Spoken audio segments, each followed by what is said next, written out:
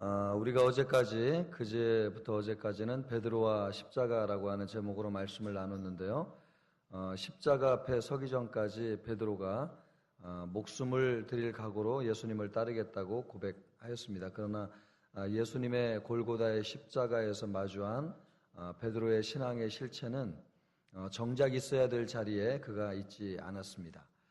이것을 볼 때 십자가는 우리의 신앙을 비춰주는 영적인 거울, 시금석이라고 할 수 있겠습니다. 신약 시대에 베드로가 있다고 한다면 구약 시대에 베드로와 동일한 인물이 있는데요. 바로 그 사람은 욥이라고 할 수 있겠습니다. 욥은 베드로보다도 2000년 전에 있던 사람이었습니다. 욥이 신앙생활 할 당시에는 아브라함과 동시대의 사람이었는데 그때는 하나님의 말씀이 있는 것도 아니었고 또 오늘처럼 교회가 있었던 것도 아니고 또 예수님의 십자가에 대해서 그가 알고 있는 것도 아니었습니다. 그러나 욥기를 읽어보면 욥기 말씀 속에 십자가가 있다고 하는 것을 발견하게 됩니다. 이 십자가에서 욥이 발견되기 이전과 이후에 어떤 차이가 있었는지를 성경이 우리에게 잘 보여주고 있습니다. 신약 성경에서 베드로에게 십자가는 예수님의 십자가였다고 한다면 구약 시대의 또 다른 인물, 베드로의 또 다른 인물인 욥이라고 하는 사람에게 있어서 십자가는 고난이라고 할 수 있겠습니다. 욥에게 십자가는 고난의 십자가였습니다. 그런데 이 고난의 십자가를 만나기 전에 욥은 상당히 의인이었습니다. 온전한 사람으로 인정되는 사람이었습니다. 욥기 1장 1절을 보면 우스 땅에 욥이라 불리는 사람이 있었는데 그 사람은 온전하고 정직하여 하나님을 경외하며 악에서 떠난 자더라. 온전하고 정직하여서 하나님을 경외하고 악에서 떠난 자더라. 이렇게 말씀하고 있습니다. 심지어 하나님께서도 사탄에게 욥을 자랑하는 것을 볼 수 있습니다. 여호와께서 사탄에게 이르시되 내가 내 종 욥을 주의하여 보았느냐. 이와 같이 온전하고 정직하여 하나님을 경외하며 악에서 떠난 자가 세상에 없느니라. 완벽한 사람 아닙니까? 온전하고 정직하고 하나님을 경외하고 악에서 떠난 자입니다. 제가 방금 전에 여러분 이 욥이라고 하는 사람은 아브라함과 동시대 사람이라고 했는데 하나님께서 동시대 사람인 아브라함을 자랑하지 아니하고 욥의 믿음을 자랑하고 있는 것을 보면 여러분 욥이 얼마나 대단한 신앙을 가지고 있는지 여러분 아실 거예요. 우리 같으면 말입니다. 하나님이 아브라함을 자랑하셨어야 될 것 같은데 지금 여기에서 천상에서 사단에게 하나님이 자랑한 인물이 누구라는 겁니까? 욥이라는 것이죠. 이 욥의 신앙이 이런 관점에서 보면 정말 하나님께서 칭찬받을 만한 온전하고 정직하고 하나님을 경외하기에 탁월하고 또 악에서 떠난 사람이다라고 하는 것을 알 수 있습니다. 욥은 하나님이 자랑할 만큼 실제로 그의 행위가 온전하였습니다. 그에게는 아들 7명이 있었고 딸 3명이 있었는데 그 자녀들이 생일을 맞이하면 한 사람씩 자기 형제들을 전부 다 자기 집에 불러가지고 잔치를 하는 겁니다.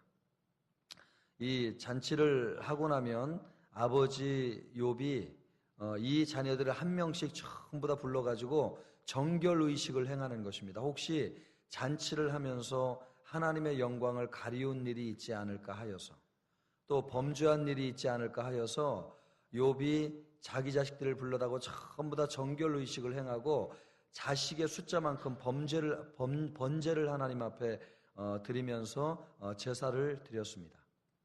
그러니까 사람이 자식을 신앙으로 교육하는 게 어렵지 않습니까? 또 자식 관리하는 것이 세상에서 제일 어려운 일 중에 하나인데 욥은 그 정도로 철저히 자기 자녀를 관리한 것을 보면 정말 탁월한 신앙인이다라고 하는 것을 알 수 있습니다. 또 욥은 물질에 있어서도 상당히 투명한 사람이었습니다. 욥은 소와 양과 또 나귀와 또 낙타와 종들을 상당히 많이 거느리고 있었는데 욥의 재산에 관한 성경의 기록을 보면 그 뒤에 붙어있는 말이 참 재미있습니다. 이렇게 이야기하고 있는데, 이 사람은 동방 사람 중에 가장 훌륭한 자라. 재물과 훌륭한 사람이 무슨 관계가 있습니까? 그런데 욥은 재물에 있어서도 사람들에게 훌륭한 사람으로 인정받는 사람이었다는 거예요. 돈 많은 사람, 부자가 인정받는 거 참 어려운 문제거든요. 그런데 욥은 그렇게 많은 재산을 가지고 있음에도 불구하고 사람들에게 인덕을 쌓고 또 존경받는 사람이었다는 것이죠. 베풀고 나누고 가지고 있는 재산 때문에 사람들을 힘들게 하지 않았기 때문에 동방 사람들에서 제일 훌륭한 사람으로 인정받는 사람이었습니다. 그러므로 이 재물은 욥의 덕과 인품을 상징하는 것이었습니다. 재물로 사람들에게 욕을 먹지 않았다는 말이죠. 오히려 재물을 나누고 베풀어서 사람들의 인심을 샀는데 그 영향력이 동방 전역에 미칠 정도로 대단하게 명성이 컸습니다. 본래 사람에게 제일 어려운 것이 자식 관리와 재물 관리 아닙니까? 그런데 욥은 이 두 가지 부분에서 탁월한 재능을 발휘하는 훌륭한 인품을 가진 사람이었습니다. 나아가서 영적인 면에서도 상당히 완벽하였는데 철저한 경건 생활을 통해서 사람들에게 존경을 받았고 또 하나님의 영광을 드높였습니다. 사람이 이 정도로 영적으로 성숙하고 삶과 인격이 훌륭하면 완벽한 사람이라고 해도 무방할 것입니다. 우리가 제자 훈련하는데 제자 훈련하는 사람들 중에서 정말 욥과 같이 이렇게 삶과 인격이 훌륭하고 자기 관리를 철저하게 할 수 있다고 한다면 성공적인 제자 훈련이라고 할 수 있겠습니다. 많은 사람이 아마 제자 훈련을 받아도 욥과 같은 경지에 다다르기가 쉽지 않을 거라고 생각이 됩니다. 그만큼 욥은 제자 훈련을 받지도 않았는데 또 그 당시에 교회가 있는 것도 아니고 하나님의 말씀이 주어져 있는 것도 아닌데 어쩌면 이렇게 훌륭한 인격을 가지고 있나, 참 대단한 사람이다, 보통이 아니다 하는 생각을 하게 되죠. 사람이 평안하고 잘 나갈 때는 호인인데 위기를 만나면 신앙과 인격의 본래 모습이 드러납니다. 욥에게도 위기가 찾아왔습니다. 갑자기 알 수 없는 어려움이 찾아왔는데 4번에 연거퍼서 위기가 찾아왔습니다. 그래서 종들이 다 죽고 그가 가지고 있는 가축들을 다 잃어버리게 되었습니다. 그에게 더 큰 재앙은 어느 날 자녀들 10명이 한 집에 있었는데 광풍이 불어가지고 담벼락이 무너지는 바람에 10명의 자녀들이 그 자리에서 다 죽어버렸습니다. 말할 수 없는 큰 재앙을 당한 것이죠. 이런 일을 당하면 무너지지 않을 사람이 어디 있습니까? 하나님이 어디 있습니까? 또 신앙도 믿음도 잃어버리면서 하나님을 떠나버렸을 것입니다. 그런데 욥은 하나님을 원망한 말을 단 한마디도 하지 않았습니다. 모든 것이 하나님에게서 왔으니 가져가는 분도 하나님이십니다. 하나님이 찬양받기에 합당하십니다. 이런 고백을 하였습니다. 그래서 입으로 범죄하지 않았고 하나님을 원망하지 않은 것이죠. 그런데 욥의 고난이 여기에서 끝나지 않고 건강에 이상이 찾아왔습니다. 몸에 종기가 났는데 질그릇 조각으로 팍팍 긁어도 이 간지러움이 사라지지 않는 몸의 고통과 통증이 찾아왔습니다. 참 이 몸이 아프면 만사가 귀찮지 않습니까? 모든 것을 포기하고 싶은 마음이 들죠. 이런 어려움을 당해도 가족들이 함께하면 아마 잘 견디어낼 텐데 욥은 그런 은혜도 없는 사람이었습니다. 아내가 욥에게 차라리 하나님을 원망하고 죽어라.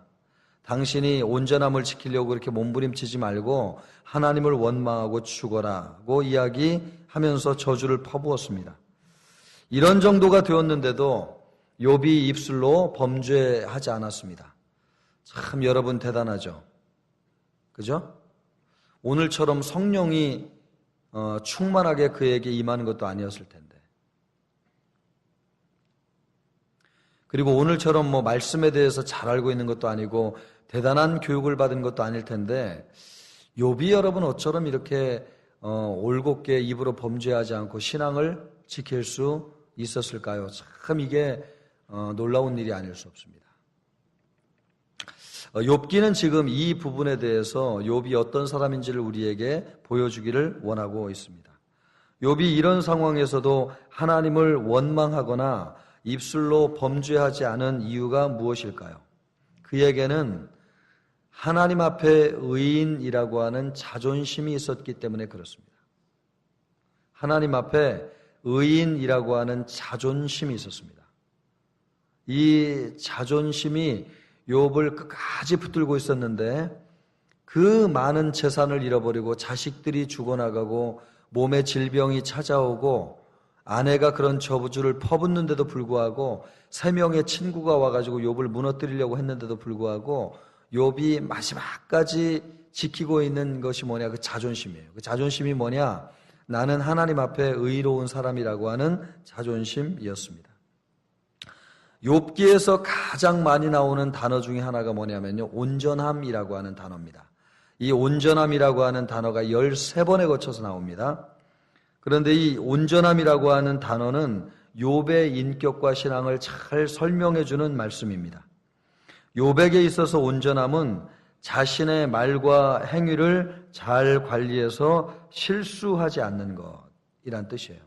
그러니까 이 온전함이라고 하는 말은 히브리 말로 탐이라고 하는 말인데 이것은 도덕적 윤리적인 면에서 완전함을 유지한다 이런 뜻입니다. 그러니까 도덕적 윤리적인 면에서 완전함을 유지한다 이런 뜻이에요. 여러분 이 사람이 신앙인입니까 아닙니까?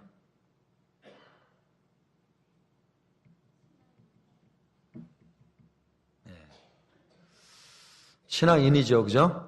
예, 신앙인인데 욥이 사람들에게 온전함을 유지하려고 하는 마음의 동기가 무엇인지를 지금 욥기가 우리에게 보여주고 있습니다. 사람이 도덕적이고 윤리적이면서 자기의 온전함을 지켜내려고 하면 얼마든지 이럴 수도 있다는 것이죠.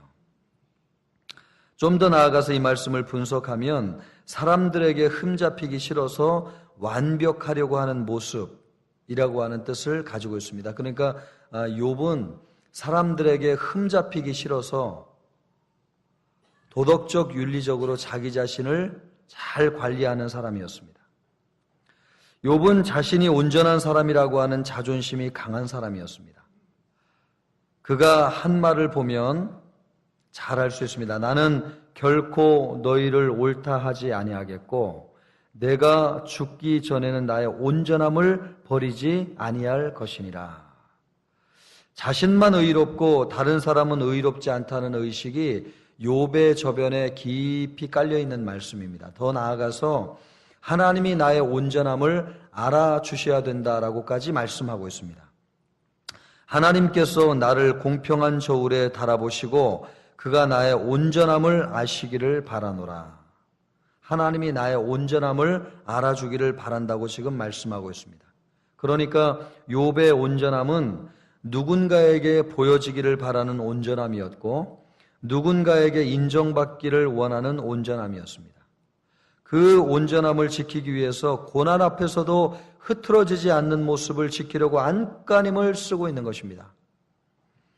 아내에게도 친구들에게도 자존심을 지키려고 죽을 힘을 다해서 애를 쓰고 있는 것입니다. 욥의 신앙의 본래 모습이 무엇인지를 지금 보여주고 있는 것이죠.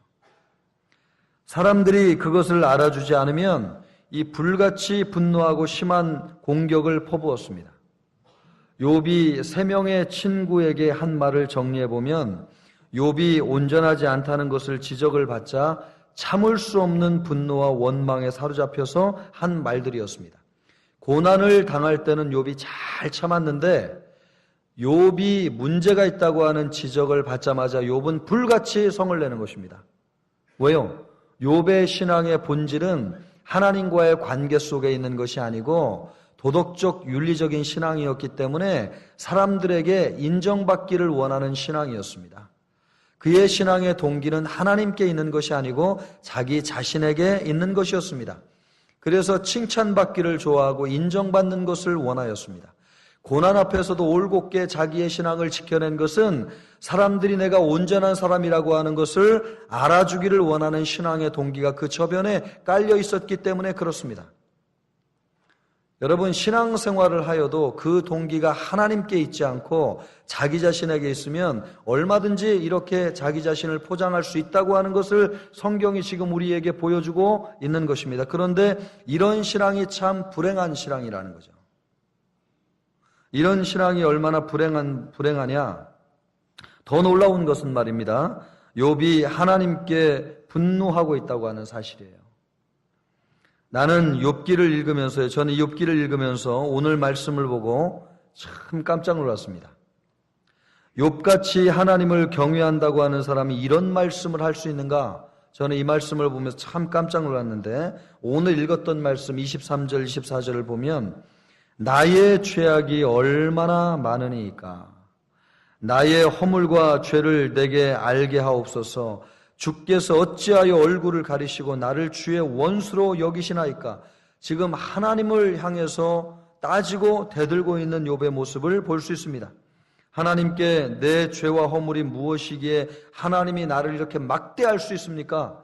지금 욥이 하나님께 따지고 대들고 있는 것입니다. 이렇게 하나님을 불평하고 원망하는 것이 욥기에 보면 얼마나 많이 나오는지 모릅니다. 대표적으로 욥기 34장 5절 6절에도 나오는데요. 욥이 말하기를 내가 의로우나 하나님이 내 의를 부인하셨고, 욥은 의롭지만 그 의를 하나님이 부인하셨다는 것입니다. 내가 정당함에도 거짓말쟁이라 하였고 나는 허물이 많으나 화살로 상처를 입었노라. 나는 온전하고 거룩하고 깨끗한데 하나님께서 그것을 부인하셨고 내 허물을 들추어 내시기 위해서 하나님이 지금 안간힘을 쓰고 계시다. 지금 하나님께 이렇게 원망을 하고 있는 것입니다.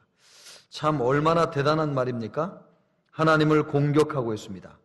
욥이 의로운데 하나님이 그것을 부인하고 있다고 말하고 있습니다. 욥 같은 사람이 이런 말을 하는 것이 도저히 이해가 되지 않습니다. 욥은 하나님을 경외하는 사람이라고 했습니다. 그는 온전하고 정직하여서 악에서 떠난 사람이라고 했습니다. 그리고 하나님을 경외하여서 입으로 범죄하지 않는 사람이라고 했습니다. 그런데 지금 욥은 하나님을 원망하고 불평하고 하나님께 대들고 있습니다. 진정으로 의롭고 하나님을 경외하는 사람이라고 한다면 이럴 수 있는가 합니다. 고난을 만나고 보니까요, 욥의 신앙의 본 모습이 드러났습니다. 여러분, 욥의 십자가는 무엇입니까? 고난입니다. 고난. 이 고난이라고 하는 십자가를 만나보니까 욥이 어떤 사람인지가 적나라하게 드러났습니다. 마치 베드로가 예수님의 십자가 앞에서 그 신앙의 실체가 드러나는 것처럼 구약시대에는 욥이 있는데 이 욥이 고난이라고 하는 십자가를 만나보니까 욥의 속에 숨겨져 있던 진정한 신앙의 모습이 드러나게 되었습니다. 베드로처럼 십자가에 서 보니까 욥의 진짜 신앙이 드러난 것입니다. 십자가 앞에 드러난 욥의 신앙이 무엇입니까?